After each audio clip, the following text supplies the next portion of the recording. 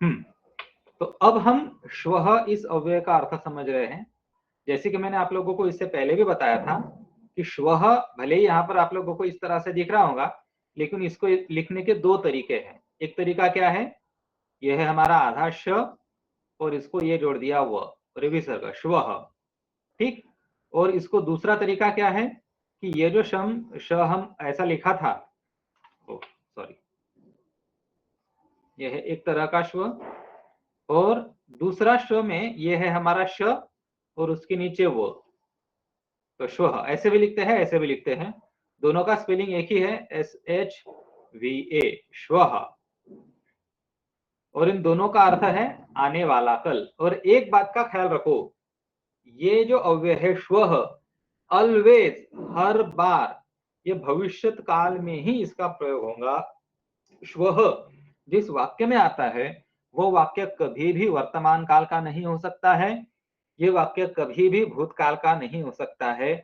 श्वः का प्रयोग केवल केवल और केवल उसी वाक्य में होगा जिस वाक्य का काल भविष्य काल है, फ्यूचर टेंस है, इसको कोई अपवाद नहीं है, निरपवाद है। अब जैसे कि इसका उदाहरण देखो, अहम श्वः विद्यालयम गमिष्यामि, मैं कल विद्यालय जाऊंगा। अब हिंदी में देखा जाए तो टुमारो को भी कल ही बोलते हैं और यस्टरडे को भी कल बोलते हैं। टुमारो यानी आने वाला कल, तो इसलिए मैंने कंस में आने वाले कल लिखा है, ठीक है। तो मैं आने वाले कल यानी कल विद्यालय जाऊंगा, हमेशा ये भविष्यत काल में ही इसका प्रयोग होगा। और ये अगर बात आपको समझ में आ गई है तो नीचे देखो, श्वः के लिखने को दो प्रकार मैंने लिखे हैं, तो मैंने समझाया उनको, पहले ही समझाया था। अब इस श्वः के कुछ उदाहरण हैं, जैसे कि श्वः वर्षा भविष्यति, कल बारिश होंगी। कल से मतलब क्या है कि कल आने वाला कल। श्वः वर्षा भवेत्, कल बारिश हो सकती है। श्वः बुधवासरः भविष्यति, वैसे देखा जाए तो आज जब मैं सिखा रहा हूं तो आज शनिवार है,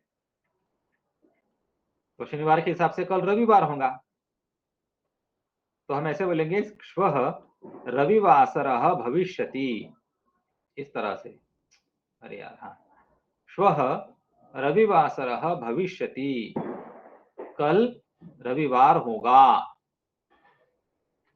इस तरह से श्वः का प्रयोग होता है। बच्चों, क्या आप लोगों को श्वः में कोई प्रश्न है, कोई शंका है? अगर है तो मुझे अभी बताओ।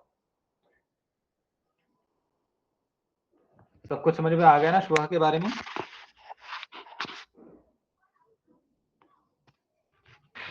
कोई डाउट है?